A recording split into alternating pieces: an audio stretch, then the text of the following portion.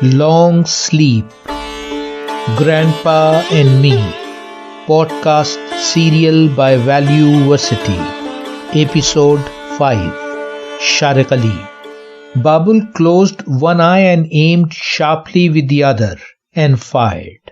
Stone came out of the slingshot like a bullet, but missed. Wild nut in its mouth, this squirrel jumped into the green bushes and disappeared.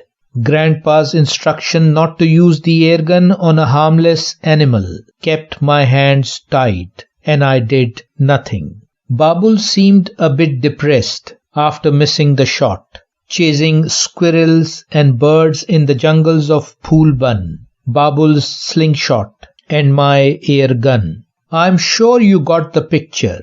Yes, you guessed it right. Babul is my best friend in Phulban. His mud house with a tin roof is not far from our cottage. He helps his father on the farm since he passed the 5th grade. 1 year younger than me, but 2 inches taller. Grandpa is happy to see us both playing, but Babul's parents do not.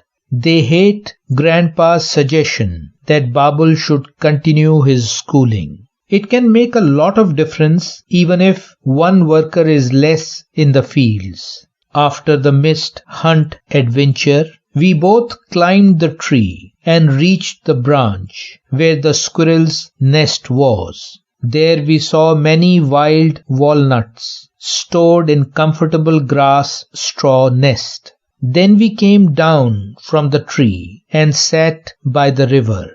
Babul said, "Greedy squirrel, what is she going to do with so many walnuts?" I explained. Grandpa says many animals spend winter in a long sleep called hibernation. Perhaps she eats a lot of walnuts so that her body can stay warm during several months of long sleep.